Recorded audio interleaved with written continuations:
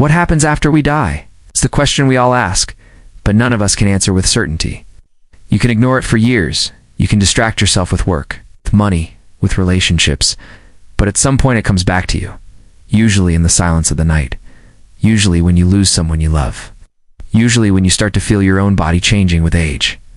And in those moments it's there. The one question no one can escape. When my final breath leaves me, what happens then?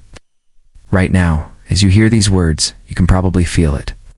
That shiver, that quiet discomfort, because you know it's not just a thought experiment. It's real. You will face it.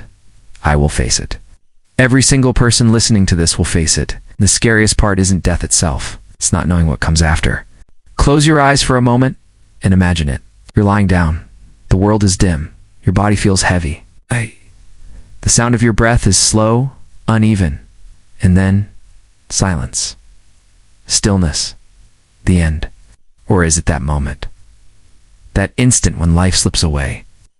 What happens then? Do we vanish into darkness? Do we wake up somewhere new?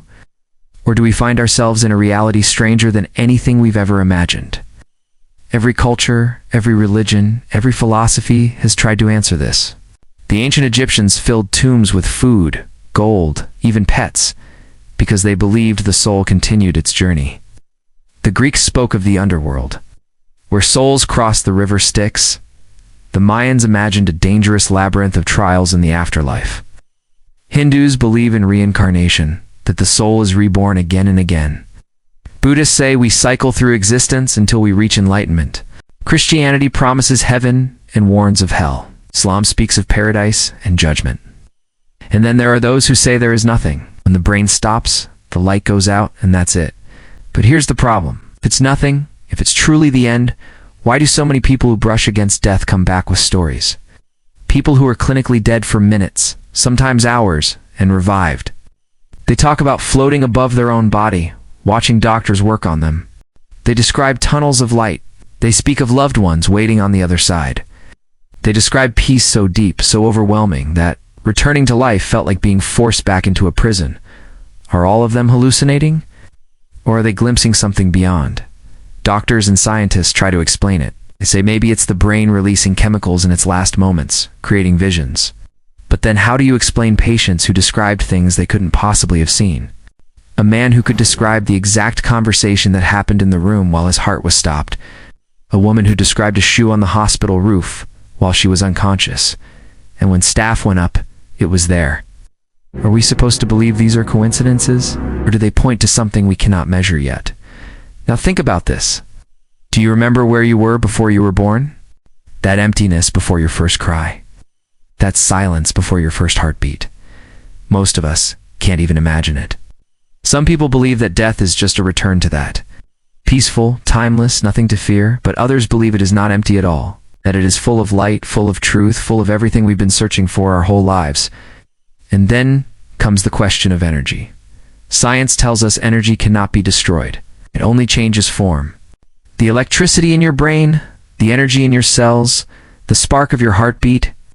When your body dies, that energy doesn't vanish. It goes somewhere, into the ground, into the air, to the stars.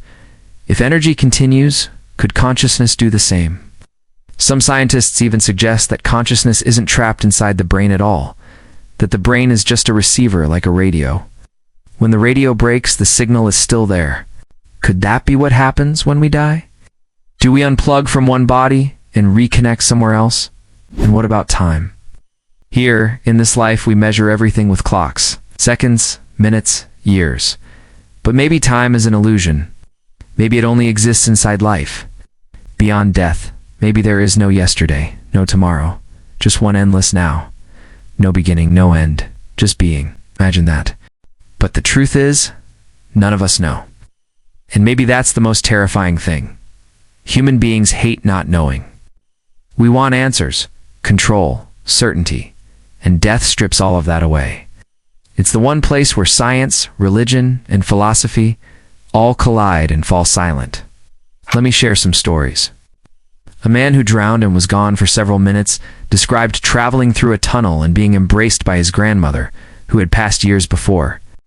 He said he never wanted to return, that the love he felt was beyond words.